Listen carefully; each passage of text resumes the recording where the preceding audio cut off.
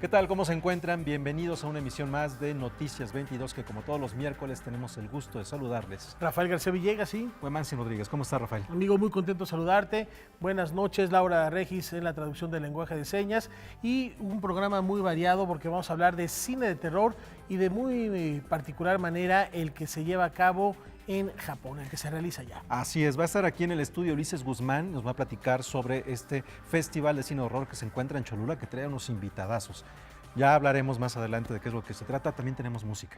Colin Nancarrow, este músico mexicano que vivió mucho tiempo en Estados Unidos y que también dedicó gran parte de su trabajo a la música mecánica, tuvo un homenaje el día de ayer. Así es, una serie de conciertos para recordar su obra, vamos a tener todos los detalles. Esto pasa en Casa del Lago y tenemos un museo, una palabra algo rara, ¿no, Rafael?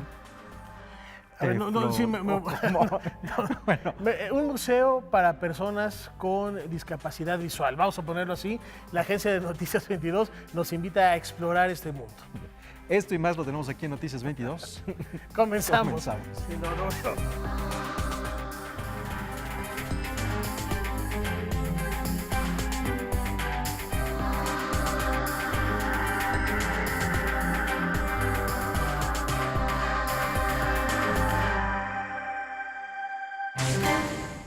Comenzamos con música. Bajo la dirección de Christian Gomer, el grupo de solistas Ensamble de Limba nos va a llevar a la época medieval. Esto para deleitarnos con las sonoridades de la ópera de Daniel, el antecedente más remoto que se conoce del género grande, una cantata escénica que va a representarse de manera gratuita aquí atrás en el CENART. La historia del profeta Daniel llega a través de la ópera que compuso Edward Lambert. Este compositor retomó un texto del siglo XIII en donde se habla de algunos pasajes bíblicos y su paso por los reinos de Nabucodonosor, Belsasar y concluye con el anuncio del nacimiento del Mesías. Él compone mucha música para coros de estudiantes, coros de iglesia y coros de profesionales que se dedican a la música antigua. En realidad esta obra que estamos presentando no es propiamente música contemporánea, es un drama litúrgico que existió en el siglo XIII, que se escribió en la catedral de Beauvais, lo escribieron los monjes para una festividad que se llamaba la festividad de los tontos. Creo que es la traducción más castellana que hay, pero es una festividad que se efectúa antes de Navidad, es una festividad de Adviento para anunciar que van a ser el Salvador. No es una obra navideña. Al final, ya que acaba la historia del profeta Daniel, un ángel viene y nos cuenta que va a venir el Salvador, Jesucristo, a nacer próximamente, que nos trae buenas noticias. En ese sentido es una obra de Adviento, pero solo al final. Edward Lambert lo que hizo fue tomar este texto y crear una pieza para coro, le dio dramaturgia y una instrumentación. Para este montaje los diálogos del narrador fueron traducidos al español del inglés antiguo y la instrumentación se modificó un poco, ya que su autor propone algo más pequeño. Hay que destacar que el texto del siglo XIII es un antecedente de lo que sería la ópera. El texto es bíblico, pero la costumbre del drama litúrgico eran, digamos, representaciones que hacía la iglesia para que el pueblo estuviera en contacto con las escenas bíblicas. Entonces aquí lo que se hizo es que se encomendó a los alumnos de la Catedral de Beauvais que hicieran esta representación acompañada de música para mostrarle al pueblo un poco la historia del profeta Daniel. La historia nos habla de Daniel, de su paso por estos tres reinos, y es un documento muy interesante en la Edad Media porque pocas obras estaban escritas con tanta definición de sus instrumentos, de las voces, de lo que tenía que ocurrir musicalmente, porque por lo regular en la Edad Media las partituras eran más que nada guías para que el músico entrenado, el músico, vamos a decir, que ya estaba involucrado en el medio musical, sabía qué hacer por tradición oral. Esta partitura del siglo XIII es un documento sui generis porque sí escribe mucho de lo que efectivamente hay que hacer. La ópera de Daniel será presentada por el grupo Solistas Ensamble del Instituto Nacional de Bellas Artes. Las funciones serán el jueves 23, viernes 24 y domingo 26 de noviembre a las 12 horas en el Teatro de las Artes. La entrada es libre.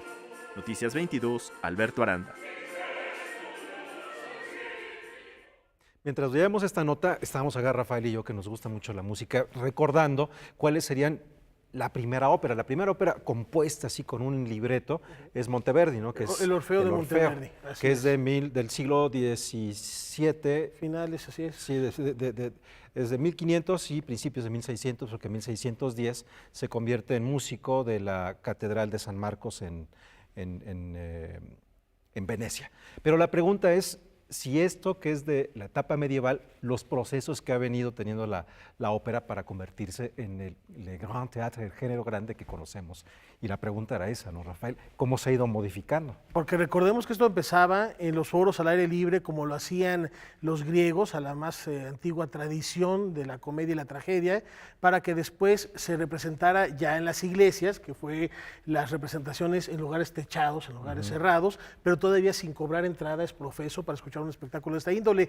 Hay que subrayar que lo que hace Edward Lambert es muy similar a lo que hizo Karl Orff también en el siglo XX, con los cantos goliardos, que se traducen en Carmina Burana, y Edward Lambert hace algo similar, porque sí, la composición, la orquestación es suya, no obstante los textos en que están inspirados también fueron encontrados de la época medieval. Así es, y como lo hicieron muchísimos también, Händel hizo algo similar con momentos de la Biblia. Pero bueno, resulta emocionante, está la invitación para que asistan. El trabajo que ha hecho Cristian Gómez es verdaderamente interesante, recorriendo y rescatando algunas de estas partituras que permiten en este tiempo moderno verlos de una manera diferente a como habían sido concebidas, ¿no? Y ya que hablas de tiempos modernos, vamos a dar un salto cuántico en lo que respecta a la evolución musical. Anoche iniciaron estos homenajes a Colin Nancarrow, un personaje de nuestra música muy singular, y fue en la Casa del Lago en el marco del Festival Vértice.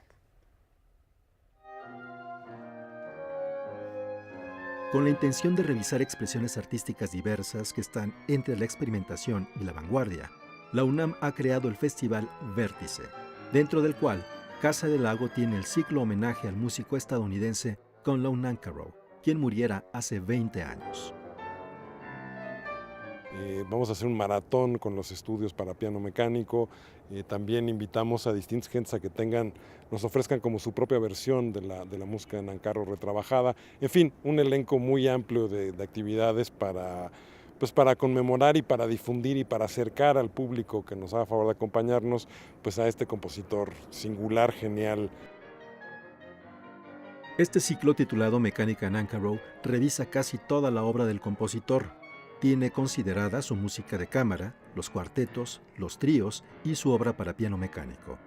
El concierto inaugural corrió a cargo del trío Neos, integrado por la pianista Ana María Tradati, la fagotista Wendy Holloway y el clarinetista Fernando Domínguez, con la participación de Carlos Rosas como oboeísta invitado.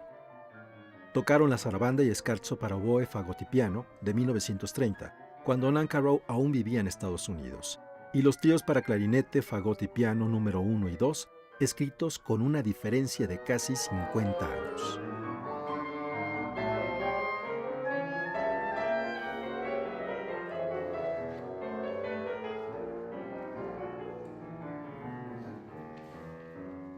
Después de un pequeño intermedio, el cuarteto latinoamericano interpretó el cuarteto de cuerdas número 1 de 1945, cuando Nancarrow ya tenía cerca de 5 años de vivir en México, y el cuarteto de cuerdas número 3 de 1987, escrito después de su periodo como compositor para pianos mecánicos, y, animado por Ligeti y destacados intérpretes como los Arditi, a escribir de nuevo para humanos.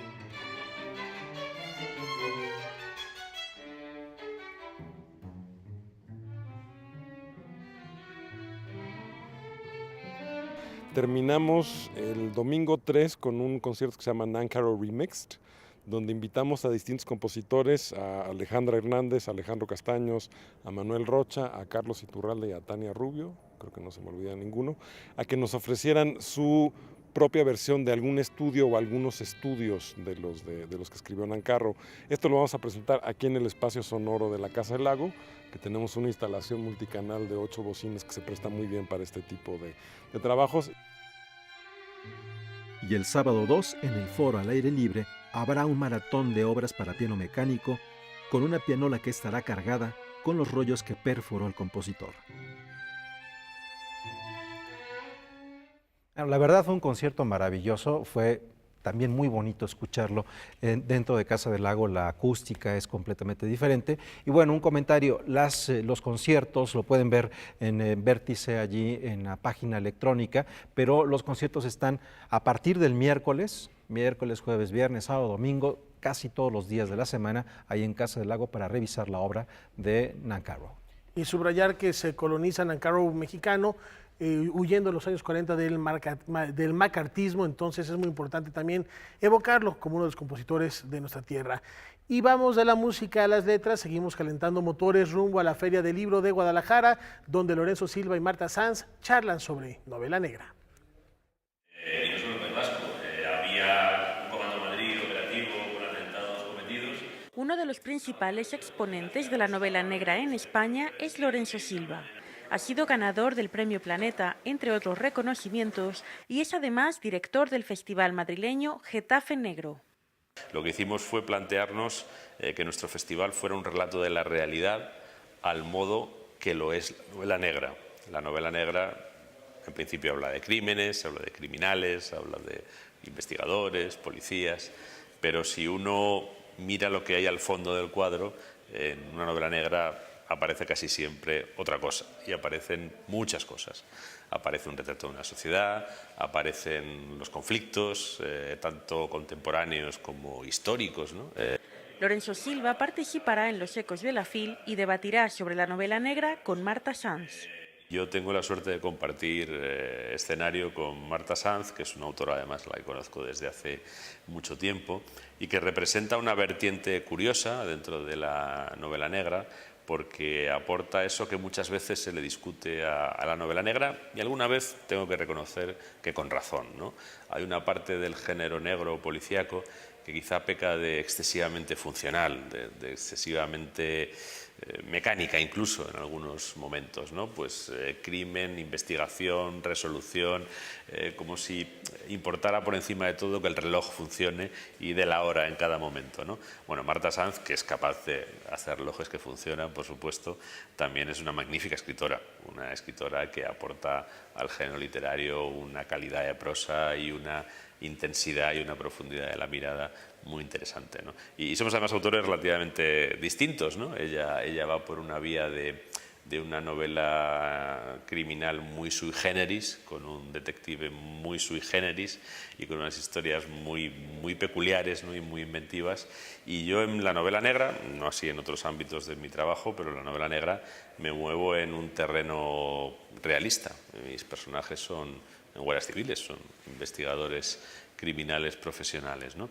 Pero bueno, tenemos muchísimas raíces comunes, muchísimas inquietudes comunes, y creo que a los dos nos une ese amor por la escritura, ¿no? En un lunar de mi cuerpo reconozco el cosmos. Yo creo que sí que tengo un ojo bastante negro, y es el ojo, pero creo que ese ojo negro es un ojo humorístico que entronca mucho con una tradición de humor negro de mucha literatura escrita en lengua española, y que también se parece un poco, ojalá, me encantaría, a ese ojo negro y oscuro que tienen escritoras que yo admiro mucho, como puede ser, por ejemplo, Patricia Highsmith, saliéndonos de la tradición de la literatura escrita en español, ¿no? Entonces, mi estilo, hay gente que lo define como una mezcla de lo paleto y lo pedante. O sea, esto quiere decir que mi estilo puede ser muy castizo, puede sonar muy madrileño, y al mismo tiempo de repente tiene connotaciones muy culturalistas. Entonces se mezcla lo más popular, lo más de andar por casa, lo más, yo qué sé, un taco, un exabrupto, una mirada escatológica, con algo que es muy intelectual o muy elevado. Entonces, la mezcla yo creo que es bastante explosiva. Entre otras actividades, Marta Sanz presentará también su más reciente novela, Clavícula. Se centra en la descripción de un dolor. Yo, en un vuelo que hago yendo hacia Puerto Rico, de repente noto que me duele la clavícula derecha, y entonces intento utilizar las palabras para librarme de ese dolor, y a través de esa especie de experimento de indagación personal, pues me doy cuenta de que muchas veces los dolores del cuerpo tienen que ver con los dolores de la mente, y los dolores de la mente y los dolores del cuerpo están estrechamente relacionados con el contexto social, el contexto político, la precariedad. Para Canal 22, desde Madrid, España, Francina Islas, corresponsal. Se convirtió en simio. Me salto mil pasos. Pues ahí tienen ustedes, este es un adelanto, ya que dentro de una semana, el miércoles de la semana entrante, justamente Marta Sanz, a esta misma hora va a estar en una mesa hablando de su literatura allá en la Feria del Libro de Guadalajara. Y la cobertura total la tendrá por Canal 22, muy de cerca el equipo de noticias siguiendo el desarrollo del más importante encuentro editorial en nuestro idioma. Antes de la pausa, Goma, ¿qué va a pasar en unos minutos en el Instituto Goethe? En el Instituto Goethe a las 8 de la noche se entrega el Premio Alemán de Periodismo Walter Reuter. Esta es una actividad que se llevará a cabo de las 8 a las 10 de la noche, así que bueno, si están por ahí, dense una vuelta, va a estar interesante. Regresamos.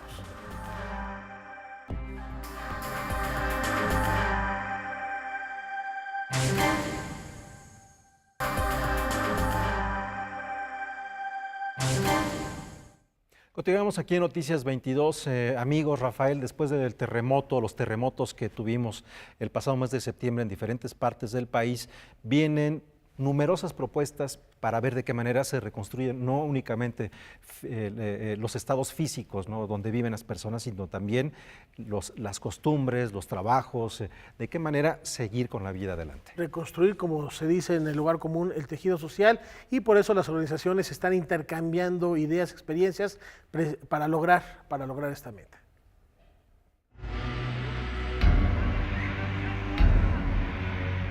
Los sismos del pasado mes de septiembre revelaron y ratificaron la corrupción que vivimos día a día. Ahora que es necesario reconstruir, se tiene la oportunidad de hacerlo mejor o hacerlo igual que antes. Por ello, diferentes organizaciones civiles que han estado trabajando en zonas vulnerables intercambiaron modelos en el Encuentro para la Gestión Colaborativa de Alternativas, que se celebró en el auditorio del CIESAS. La idea de este encuentro es que la gente salga conociéndose y reforzada. También una red de contención para poder llevar esto a largo plazo. Muchas organizaciones que vienen trabajando de décadas atrás y que la idea entonces era de alguna manera reunir a estas distintas propuestas, a los distintos dirigentes de estas propuestas para que se estableciera un diálogo y se compartiera entonces ese conocimiento y provocar una sinergia en medida de lo posible. Aquí se dieron cita 15 organizaciones civiles sin fines de lucro ni filiación política, cuyas propuestas son alternativas a las gubernamentales o privadas, e invitan a los ciudadanos a involucrarse mejor para encontrar las opciones adecuadas en términos constructivos con diferentes metodologías integrales que consideran valores como cultura, ecología, economías locales y técnicas de construcción desarrolladas en las zonas. ¿Cómo vamos a existir? ¿Qué relación hay con el otro? En estos ambientes de solidaridad creo que esa es la gran riqueza, ¿no?, que te permite ver al otro. Pues estas alternativas representan pues toda una postura política inevitablemente, ¿no? Este encuentro gestiona que los proyectos emergentes se conozcan, identifiquen sus vulnerabilidades y fortalezas y se sumen a una base de datos. Tenemos el vínculo con Verificados 19S para justamente hacer sinergia y empezar a ver puntos de coincidencia y podernos enfocar a la solución. Entonces las redes sociales, la participación ciudadana, más allá de las instituciones, organizaciones ya establecidas, son quienes alimentamos día a día esto. Las propuestas tendrán un seguimiento y evaluación. Muchas de ellas ya han comenzado actividades en otras emergencias previas a los sismos. Las asociaciones interesadas en participar pueden ponerse en contacto con los organizadores a través del correo electrónico reconstrucciondelhabitat@gmail.com o a través de la página de Facebook Sustainable Commons.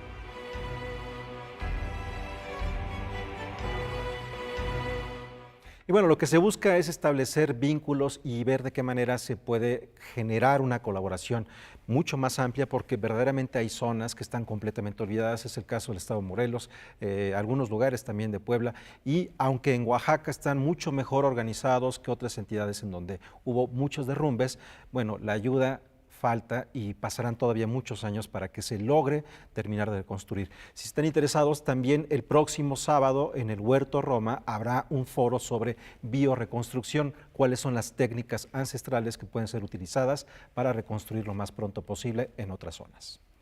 Y en otro registro, a medio siglo de su inauguración, el corredor escultórico La Ruta de la Amistad sigue emanando ese espíritu de fraternidad cultural, ahora por medio del séptimo arte. La Ruta de la Amistad fue algo más que una iniciativa para colocar 19 esculturas provenientes de diferentes países a lo largo de 17 kilómetros. Esto era solo parte de un proyecto mayor, la Olimpiada Cultural, que tuvo su sede principal a un costado de la Villa Olímpica, a espaldas de la escultura Disco Solar en la zona arqueológica Cuicuilco-Be. Este primer ciclo de Cine de Ruta de la Amistad va a iniciar este jueves 23 y va a concluir el domingo 26 en el anfiteatro México 68, que sirvió como escenario para todos los eventos culturales que se generaron dentro de la Villa Olímpica. Gracias al apoyo de la Secretaría de Turismo de la Ciudad de México y al Instituto Nacional de Antropología e Historia, se podrá realizar esta muestra cinematográfica en este sitio, retomando así su carácter de espacio cultural a casi 50 años de haber sido inaugurado. Pero ahora lo que estamos impulsando es este primer ciclo de cine que tiene como esencia la palabra fraternidad. Para el programa de películas seleccionadas fue hecho a través de las embajadas, es decir, ellos fueron los que eligieron qué cinta podía hablar de su integración con el mundo. 9 películas conforman el ciclo, entre las que destaca Victoria, un filme trepidante e intenso realizado por el cineasta alemán Sebastian Schipper.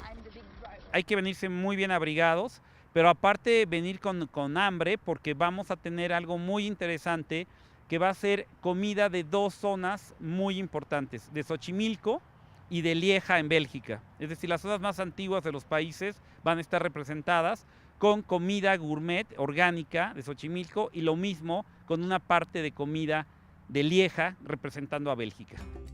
Cabe destacar que paralelo a las funciones, que serán gratuitas, se realizará el sábado 25 de noviembre a las 16 horas un recorrido guiado por la Ruta de la Amistad. Hay que recordar que el anfiteatro se encuentra en una zona arqueológica. Por ley no está permitido el ingreso con mascotas, cámaras profesionales y bultos. Habrá una zona especial para consumir bebidas y alimentos. Noticias 22, Julio López. Bien, continuamos con arquitectura. Para el próximo año el Festival Mextrópoli tendrá un pabellón en la Alameda. Estos son los detalles. En el Festival Mextrópoli ocupamos gran parte del centro histórico, pero digamos que el punto de partida es la Alameda y es un espacio que visita mucha gente a lo largo de los días, sobre todo los fines de semana hay muchísima gente, entonces el plan es que puedan disfrutar de estas instalaciones y sobre todo el pabellón Mextrópoli. Tiene que ser un espacio que además de durar durante los días del festival y que se pueda usar, que el ciudadano pueda habitarlo. Desde los acontecimientos catastróficos de este año estamos proponiendo que se pueda, que se tenga que reciclar y en algún momento se pueda llevar a otra comunidad para que se haga uso en ese lugar y puedan ocuparlo del mismo modo. En realidad nosotros lo que hacemos es convocar para que hagan esta instalación, este espacio, un espacio que tiene que medir más o menos 150 metros cuadrados y en realidad el concursante es el que propone qué actividades se hacen en este lugar.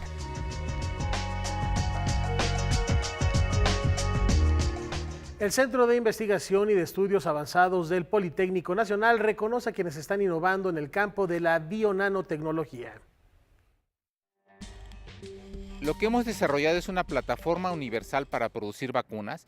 Lo que identificamos nosotros es que las vacunas tienen varios problemas, incluso las vacunas más modernas.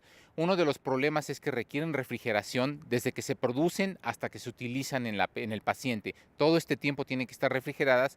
Y el otro problema es que tienen una fecha de caducidad de unos meses y después caducan y ya no pueden ser utilizadas. Por el desarrollo tecnológico en la creación de nanovacunas, el investigador del Instituto de Fisiología Celular de la UNAM, Alfonso Vaca Domínguez, recibió el Premio a la Innovación en Bionanociencia y Tecnología 2017 que otorga el Centro de Investigación y de Estudios Avanzados y el grupo farmacéutico Neolfarma. Lo que nosotros hemos desarrollado es una plataforma universal que puede ser utilizada para cualquier tipo de vacuna y permite mantener a las vacunas en buen estado durante más de 10 años o 15 años, a temperatura ambiente, no requieren refrigeración y además la vida de anaquel pues es de muchos años, de 10, 15 años, lo cual hace que las vacunas tengan que recambiarse con muy poca frecuencia y reduce mucho el costo de transportación, de distribución y el costo impacta directamente en el costo final de la vacuna hacia el paciente. El proyecto, que lleva más de 10 años de investigación, se inspiró en los baculovirus, que infectan a insectos como las mariposas para poder reproducirse y al mismo tiempo acelerar su muerte, proceso en el cual los virus se encapsulan para poder sobrevivir a las condiciones ambientales y esperar a que otra mariposa aparezca para inocularla. Generamos por ingeniería genética, por manipulación de partículas, generamos partículas muy pequeñas de unos cuantos nanómetros, de hecho no se pueden ver a simple vista, si ustedes las ven a simple vista es como un talco, se ve como un polvito, y estas partículas encapsulan a la vacuna que nosotros querramos, puede ser vacuna para hepatitis o puede ser vacuna para papiloma, cualquier tipo de vacuna, es una plataforma universal, y las nanopartículas encapsulan a la vacuna y la mantienen a temperatura ambiente durante muchos años, y son altamente eficientes. El proyecto se encuentra en fase clínica de prueba y se espera que el próximo año se comercialice la primera vacuna con esta tecnología. Noticias 22, Karen Rivera. Bueno, ¿cuánto puede cambiar el mundo a partir de este tipo de desarrollos? Y qué bueno que sea en México donde se están llevando a cabo. Y al regresar voy a tratarme de sacar esa espinita. Tiflológico es la palabra. ¿Conocen de qué se trata? ¿Saben que hay museos de esta índole? Al regresar les explicamos.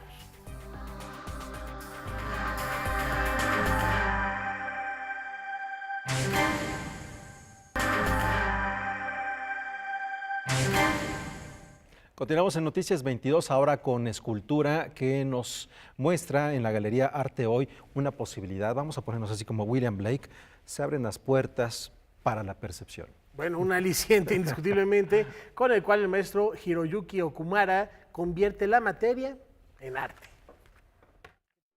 En la Galería Arte Hoy se presenta la exposición Percepción, escultura en roca del artista japonés Hiroyuki Okumura, cuya obra parte de las formas naturales de la piedra.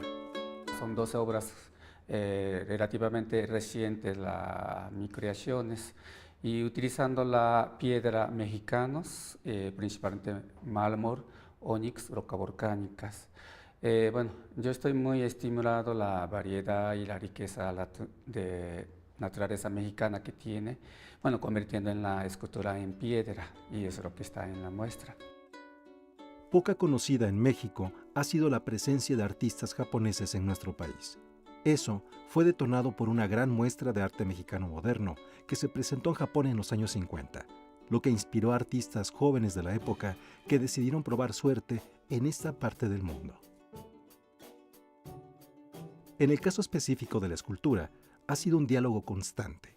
La obra de Hiroyuki de alguna manera se debe a eso, pues en 1958 el reconocido maestro Kiyoshi Takahashi llegó a Jalapa, inspirado por las formas precolombinas. Se convirtió en académico de la Universidad Veracruzana y tuvo entre sus alumnos a Hiroyuki Okumura, quien vive en la capital del estado de Veracruz. Mi trabajo es a partir de la percepción que tengo la material como la mármol o piedra, y de ahí voy a ir descubriendo la forma estética como escultura. Entonces realmente yo es sobre trabajo que llevo a través de material y diálogo que tengo con material lo que conforma una forma de escultura. En el trabajo de Hiroyuki hay elementos claros de la tradición escultórica de Japón, donde las formas naturales dialogan con la idea de escultura. No se trata de obras inacabadas, se trata de piezas dinámicas, que se aprecian desde varios ángulos y el trabajo detallado o cortado dialoga con la forma natural de la misma piedra. Hay piedra que ya años que yo tenía y no sabía qué hacer, o sea, este tipo de como diálogo que pues no nada que ver con vida de diario, sino pues tiene otro ritmo, ¿no? Como yo soy japonés, tengo digamos memoria, lo que viene de mi origen japonés, pero también 28 años que viviendo en México. Hay muchas emociones y eso, lo que todo viene en mi mente, pero eso es lo que en algún momento que veo el material, como que hay una conexión, ¿no? Eso es lo que viene la idea, ¿no? Bueno, digamos la inspiración para hacia la escultura.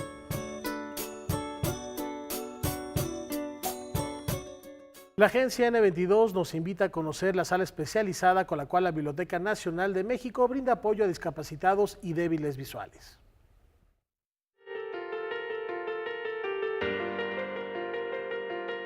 En términos generales es atender a los usuarios débiles visuales y ciegos en sus necesidades de estudio.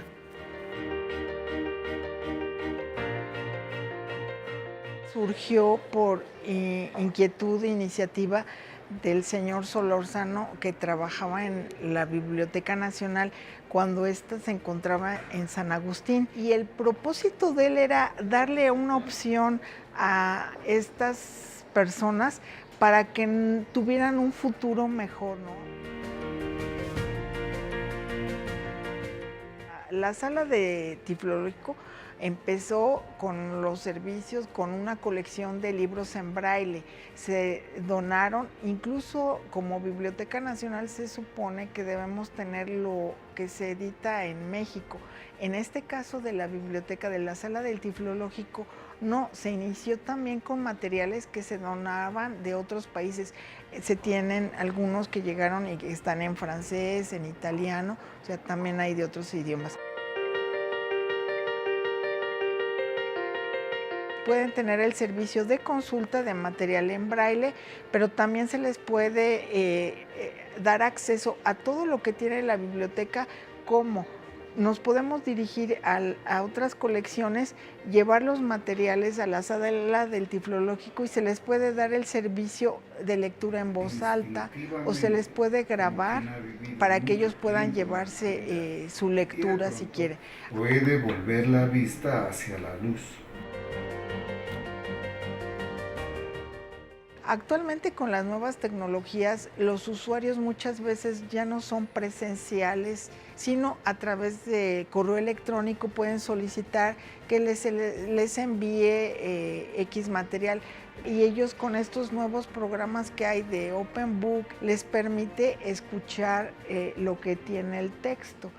Para navegar por los libros que contiene el árbol, utilice las flechas arriba y abajo. De esa forma ellos pueden acceder a estudiar, a leer, porque muchos de ellos también hacen carrera profesional y bueno, hay quien llega hasta posgrados. Entonces es un gran apoyo la biblioteca, la sala del Tiflológico para estos usuarios.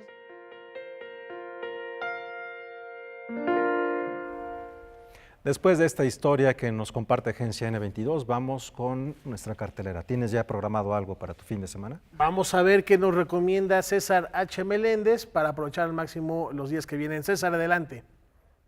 Buenas noches, amigos de Noticias 22, así es, Huemansin Rafael. Hoy les traigo 3 propuestas para que armen su agenda cultural. Ayer inició el encuentro Tradiciones y Fusiones Musicales, Propuestas Indígenas en el Museo Nacional de Culturas Populares, pero será a partir de mañana cuando podamos realmente disfrutar estas propuestas sonoras en las islas de Ciudad Universitaria. Serán 2 días de todo tipo de hibridaciones musicales y propuestas muy atractivas, como el rock tzotzil de Leical, el rap totonaco de Juan San y la balada pop maya de Yasmín Novelo. El primer concierto tendrá lugar mañana a partir de las 13:45 horas y el segundo se llevará a cabo el viernes 24 a partir de las 2 de la tarde. Ese mismo día será la premiación del primer concurso nacional de composición a las 17 horas. Les comento también que mañana inicia el 6º Festival Internacional Ozomatli, Festival de Circo y Artes Alternativas con el lema Tiempo de Libertad, las calles son nuestras. Este auténtico carnaval escénico se efectuará en la Plaza de Santo Domingo hasta el domingo 26 de noviembre. Las artes callejeras y circenses son el tema principal, las plazas y calles el escenario donde el público coincide de manera festiva y a veces hasta fortuita. Este festival es posible gracias al auspicio del Dios prehispánico de la música, la danza, el juego y el placer, y sus organizadores están convencidos de que se trata, sobre todo, de sacar al ser lúdico y apasionado que nuestro pueblo lleva dentro. Finalmente, quiero felicitar a nuestros vecinos y amigos del Centro Nacional de las Artes porque precisamente un día como hoy, pero de 1994, fue inaugurado este maravilloso complejo artístico y académico. Por tal motivo, quiero proponerles que celebremos este sábado los 23 años de existencia del CENART con dos actividades diametralmente distintas pero igual de atractivas. Por un lado, el festival Euro DJs, que presenta durante toda una jornada musical el talento de David Mollem de Alemania, Bait Patrol de los Países Bajos, Good Mood de Eslovaquia y Big On de España. Ellos serán los encargados de desatar la fiesta electrónica en la Plaza de las Artes a partir de las 16 horas. La mala noticia es que hay un cupo limitado de tan solo 900 personas, así que hay que llegar temprano. La otra actividad, que tendrá lugar casi al mismo tiempo, literalmente en lo que sería el mismísimo Alex Delarche. Bajo la dirección de Fernando Lozano, la Filarmónica 5 de Mayo interpretará la 9ª Sinfonía de Beethoven. Esto sucederá en el Teatro de las Artes el sábado a las 19 horas. Así que allí tienen 3 propuestas para que tengan que hacer los siguientes días. Regreso con Huemanzin y Rafael.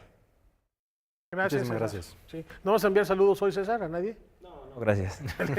Bueno, ahí están las recomendaciones. Habrá que ir a escuchar la 9ª de Beethoven y si no, también darse una vuelta para conocer estas sonoridades contemporáneas. Así es. Bueno, es momento de hacer las maletas, no llevar pasaporte y darle la vuelta al mundo.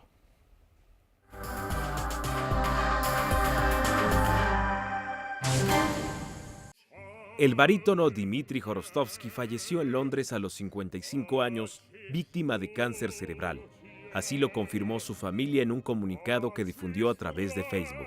El cantante fue distinguido con el título honorífico de Artista del Pueblo de Rusia, su país natal. Se inició como solista en 1985 en el Teatro Estatal de Ópera y Ballet de la ciudad siberiana de Krasnoyarsk, de cuyo elenco formó parte durante 5 años. Su carrera adquirió proyección internacional tras ganar en 1989 el premio BBC Cardiff Singer of the World, que le abrió las puertas a los más prestigiosos teatros del mundo. La obra del novelista estadounidense de ciencia ficción Philip K. Dick sigue dando frutos. La plataforma Amazon estrenará la serie Electric Dreams, basada en los relatos del escritor, que constará de 10 episodios y se estrenará el 12 de enero próximo. Bryan Cranston, protagonista de Breaking Bad, es el productor ejecutivo de la propuesta, que tendrá una historia independiente para cada uno de los capítulos, pero todas ilustran la visión profética que legó el novelista. El Museo Nacional de Georgia está exhibiendo jarras de vino de hace 8.000 años y que son evidencia de cómo se elaboraba esta bebida espirituosa. Científicos detectaron rastros químicos del líquido en los objetos, el cual estaba hecho de uvas fermentadas. Las jarras fueron encontradas en 2 sitios cercanos a la capital de Georgia. Hasta ahora, la evidencia vinícola más antigua provenía de la alfarería de Irán, que data del 5400 a.C. Pues ahí tienen esta información de la vuelta al mundo. Momento a hacer una pausa, pero tenemos mucho más todavía. Al regresar vamos a hacer un viaje a Cholula, que a su vez nos propone hacer un viaje a Japón a través de la mirada de grandes cineastas.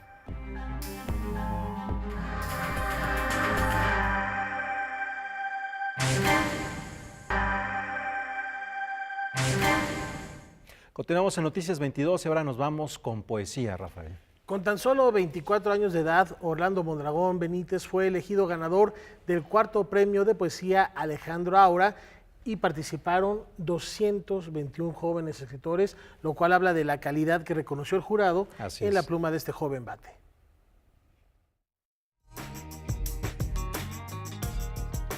Con el poemario Episedio al Padre, Orlando Mondragón, nacido en 1993 en Ciudad Altamirano, Guerrero, se hizo merecedor del 4º premio de poesía joven Alejandro Aura.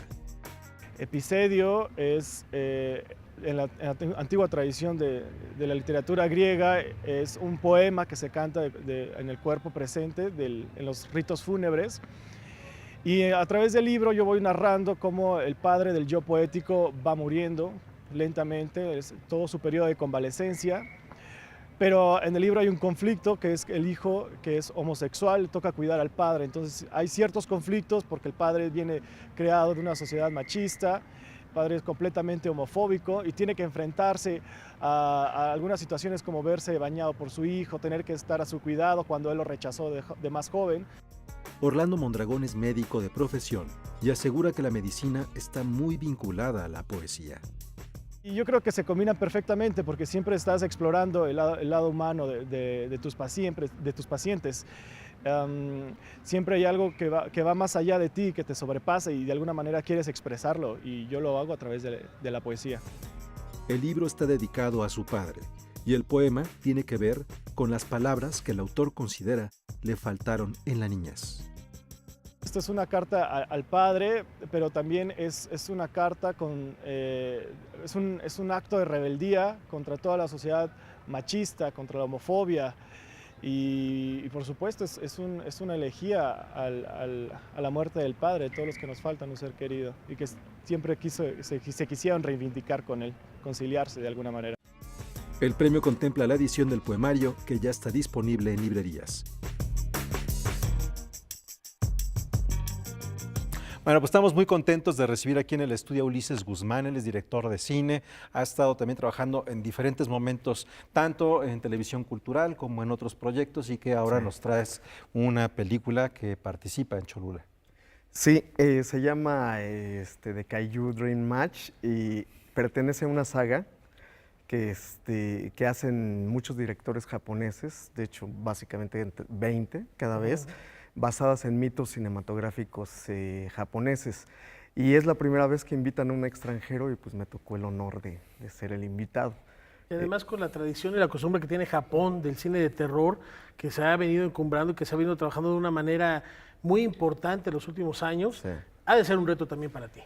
Pues fue un reto, ya lo logramos y parece que va bien. Van como 8 festivales internacionales y hemos ganado 4 premios. Entonces, digo, eso es un remitente muy práctico, ¿no? Pero sí nos ha ido bien, pues. Bueno, para hacer un contexto del trabajo que ha hecho Ulises Guzmán, por ejemplo, tuviste un documental que anduvo por todas partes llamado Alucardos, dedicado justamente al director, creador de esta película de culto de horror, Alucarda, filmada en México, en Estados Unidos, sí, en inglés, no, bueno, en México, pero sí, en inglés, ¿no? Sí. Con Claudio Brook y con Tina Romero. Tina Romero. Sí. Guapísima Tina Romero, muy joven en esa película.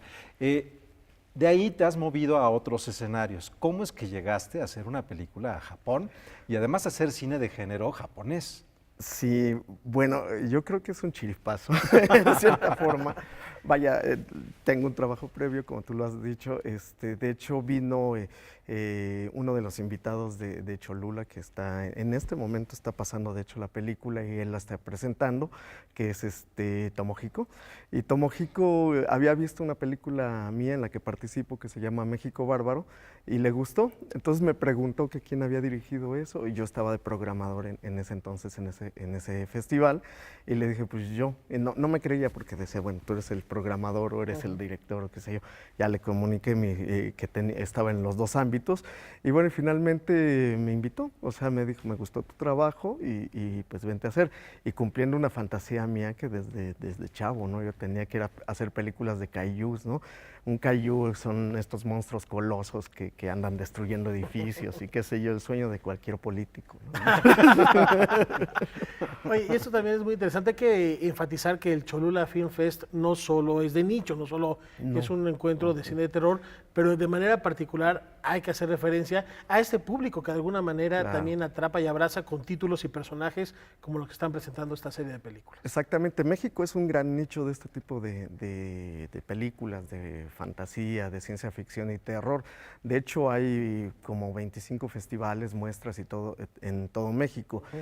Y uno de este festival dedica un pequeño segmento a este nicho y es el de los más exitosos. Ayer estuve en esta función llena ahí en Cinépolis y presentando esta película junto con Tomohiko Iwasaki.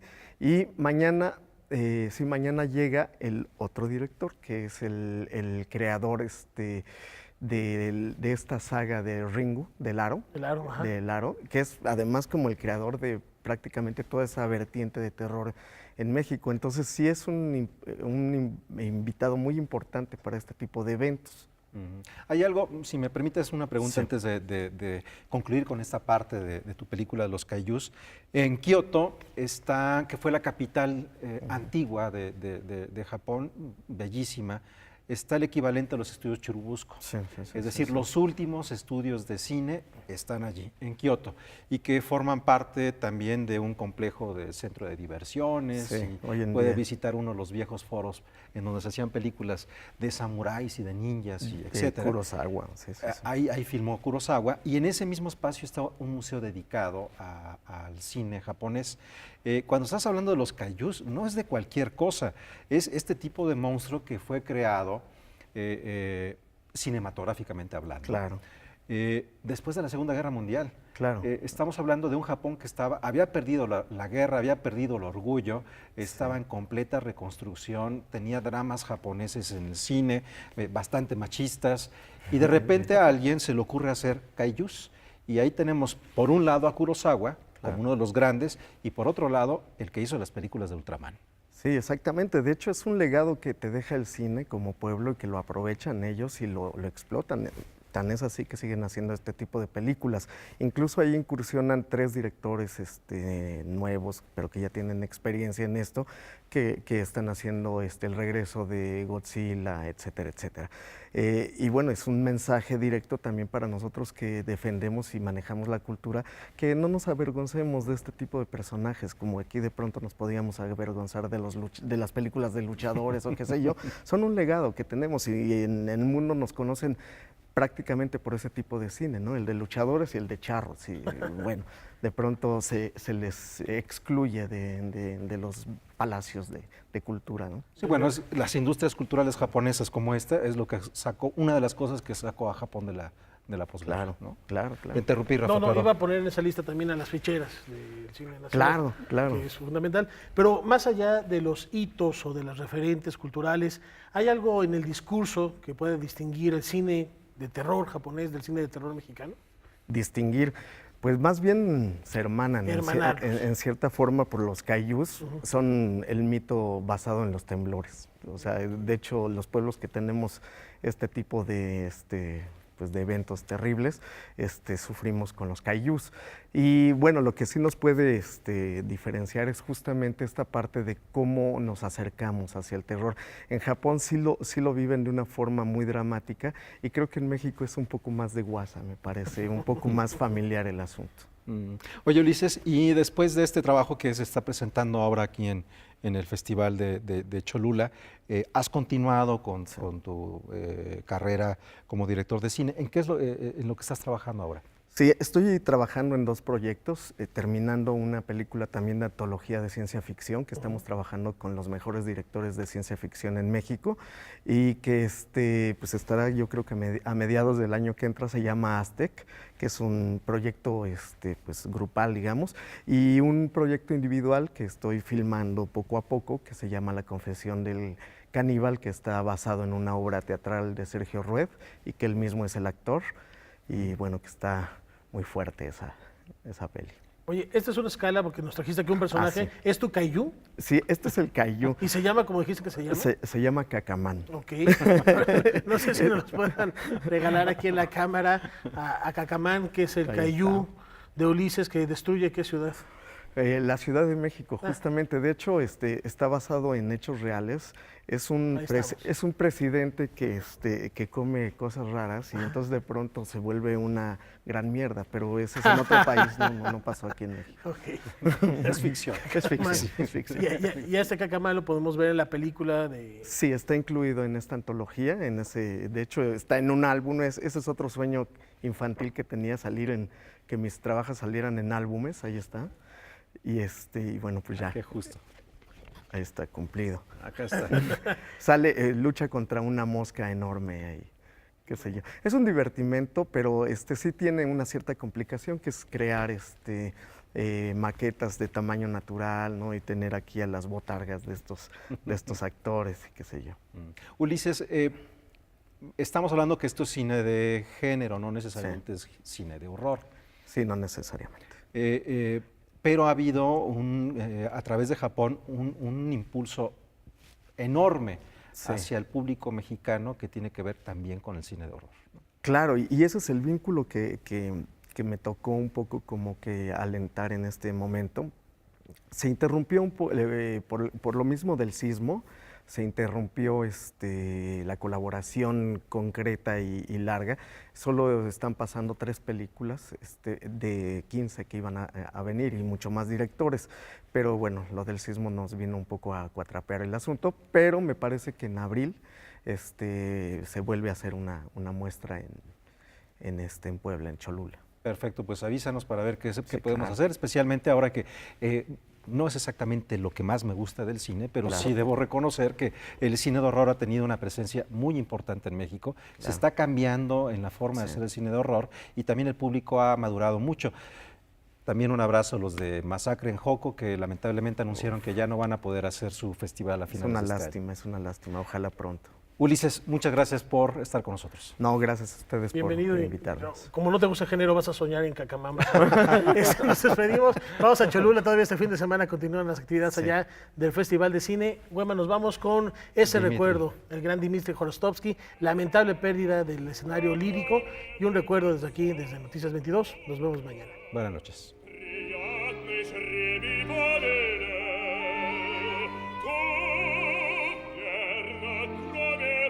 Sad